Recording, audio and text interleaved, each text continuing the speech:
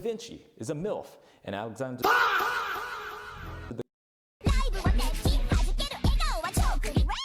Hey there guys, welcome back to my channel. Today we are going to be checking out the lore of Astolfo.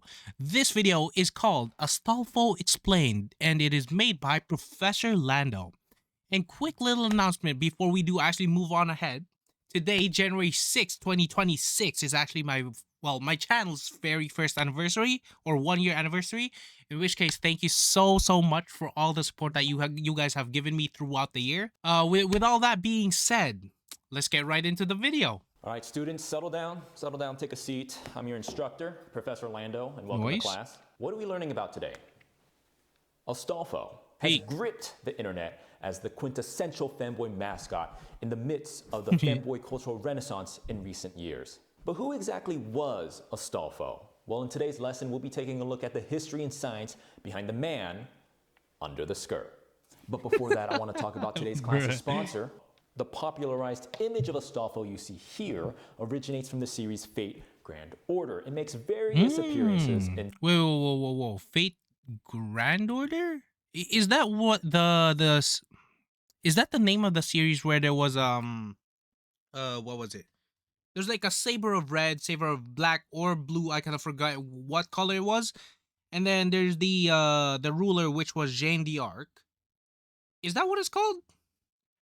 Because like looking at this picture, I don't think I've seen this character in that one. I don't think I've seen this character. Or this, or like a good amount of them I did not see there. It makes various appearances Which is very in interesting. Different Fate media and shows. Here you see him with his iconic pink I someday sort of want to have one myself. braided hair, his snaggletooth, and the clothing you've probably seen in your sick dojins. And most importantly, you see him depicted in his iconic androgynous, one might say girly, form. In the media, it's stated that Astolfo dresses like this simply because he likes cute things. In terms of personality, Astolfo here is often portrayed as having a lackadaisical and somewhat straightforward... Holy crap, bro.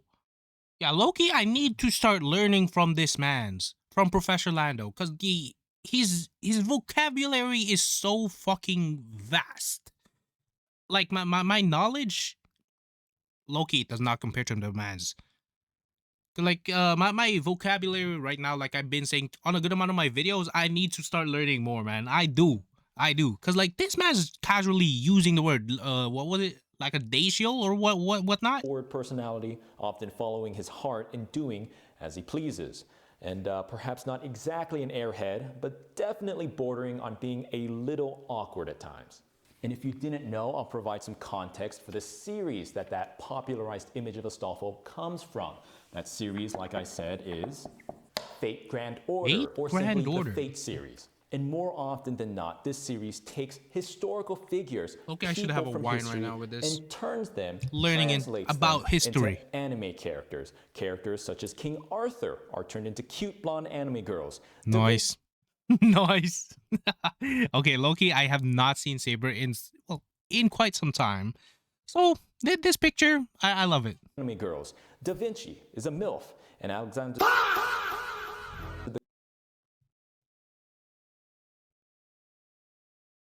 So you're telling me this is Da Vinci? Fate creator, Fate artists, I thank you wholeheartedly. I do. Turned into cute blonde anime girls. Da Vinci is a MILF, and Alexander the Great is a little twink. But the reason...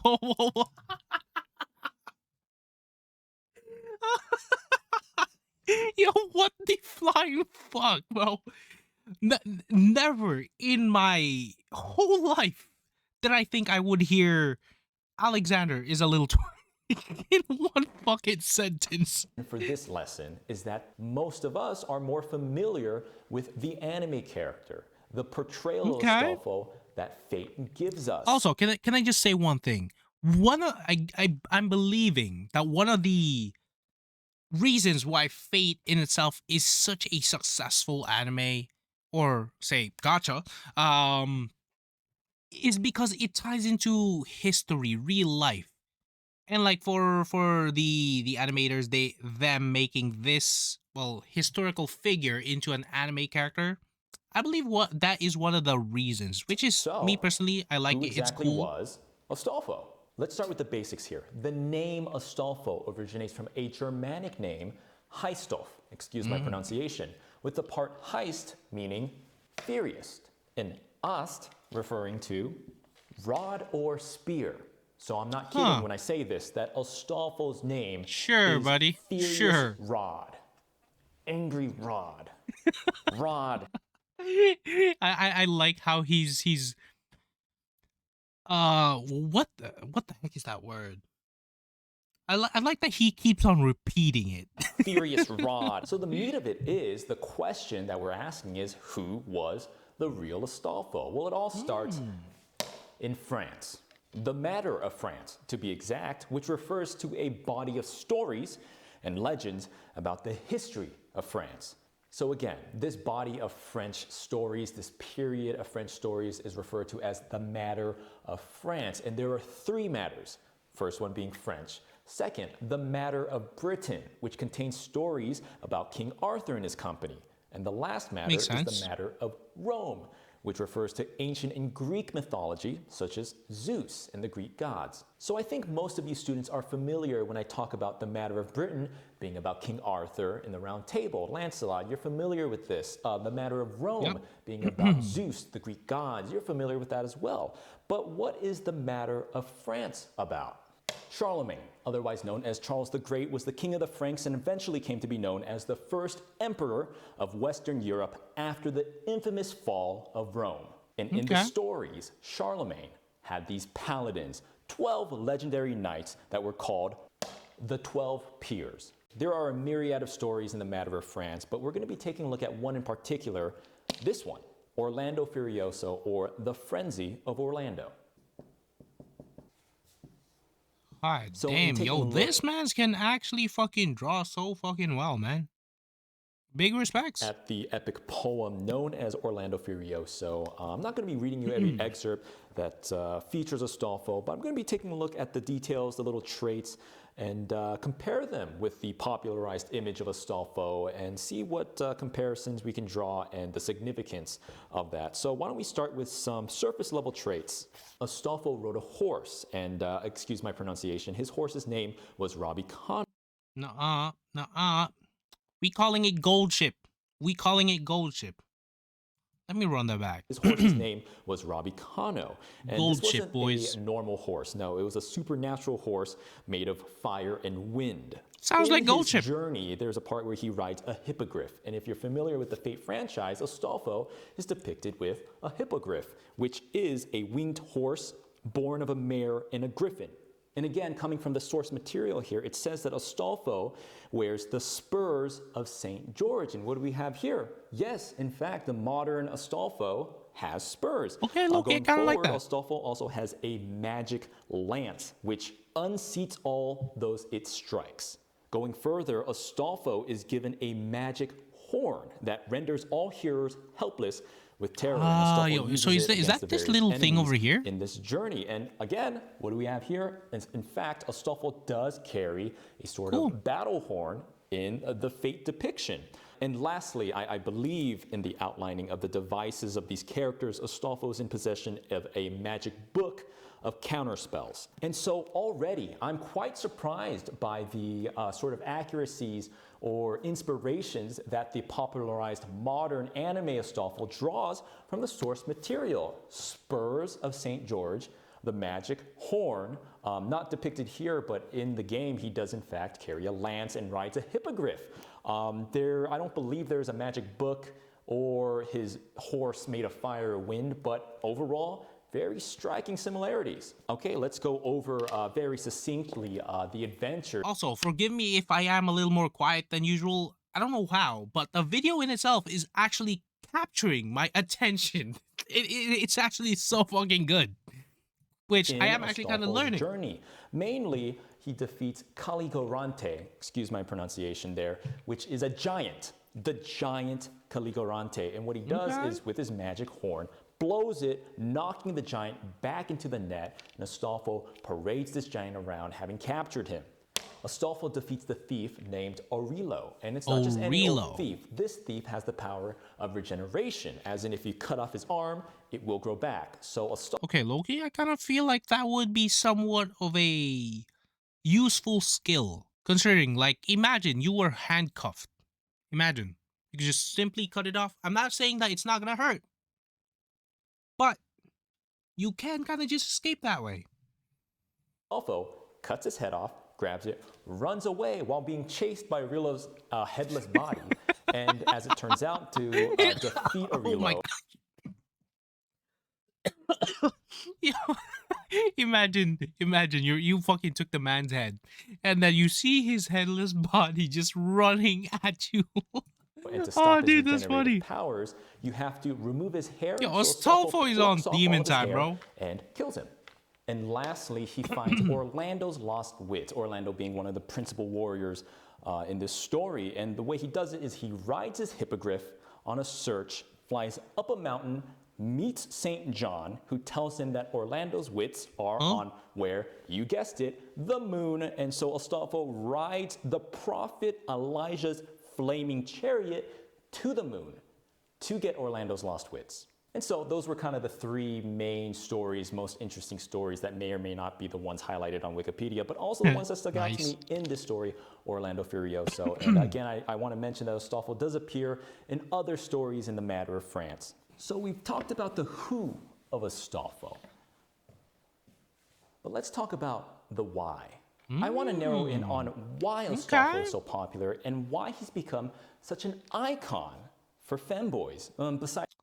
Sometimes it takes a real man to become best girl.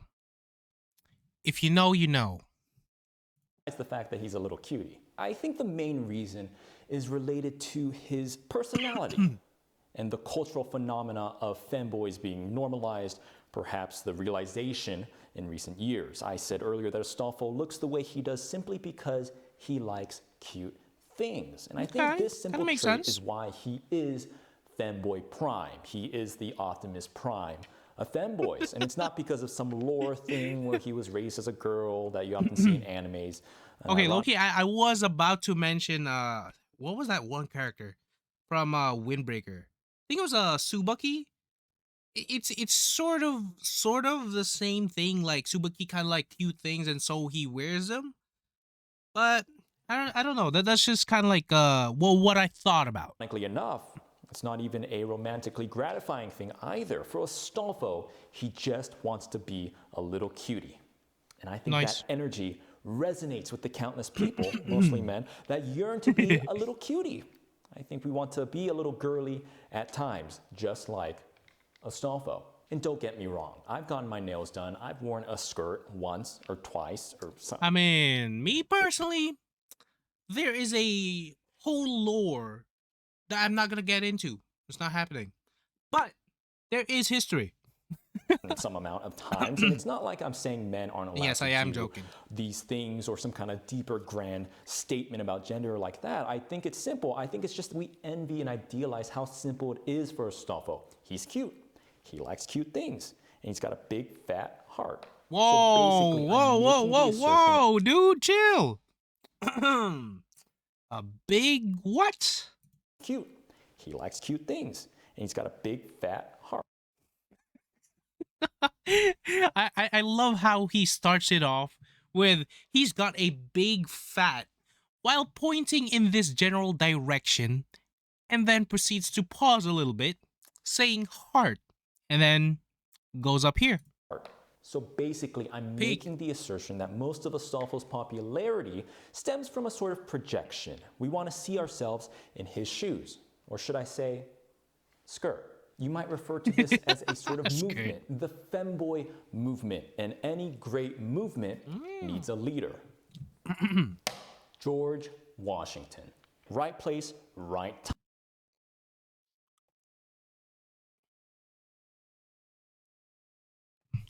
How? Wait. Let me run that shit back. How did we get to this? Like, It's sort of genuinely, how did we get to the this? femboy movement, and any great movement needs a leader. George Washington. Right place, right time. We needed a figurehead to champion the movement, and Astolfo proved to be the exact character we needed, much like George Washington was in the formation of the United States of America. In Astolfo's case, I don't mean to cast a shadow on other hallmark characters during the rise of Fembology. Characters such as Bridget, Link, Felix, they all played their part, much like the culmination of events and people leading up. Whoa, hold up. So who was the very first one to actually become this fanboy? Yeah? Because, like, I know, Felix for sure is gonna be one of them. But I feel like the OG, if you will, if the the OG, it has to either be what was that one? It's the dude from fucking Urigairu or Snafu or whatever you guys want to call that anime. It's that one or Felix or I'm not sure if it would count, but the damn, what was it? Is that fucking character from Naruto? It's like it's from the early episodes of Naruto. I forgot the name, but bro was with the mist dude. Their part, much like the culmination of events and people leading up to the Declaration of Independence in American history. Benjamin Franklin, John Hancock, Samuel Adams, I think. Each was an important figure on its own, but there was only one first president of the United States of America. That is George Washington. And Astolfo had the perfect mix of androgyny and punchy attitude to be the first president of Fembology. So that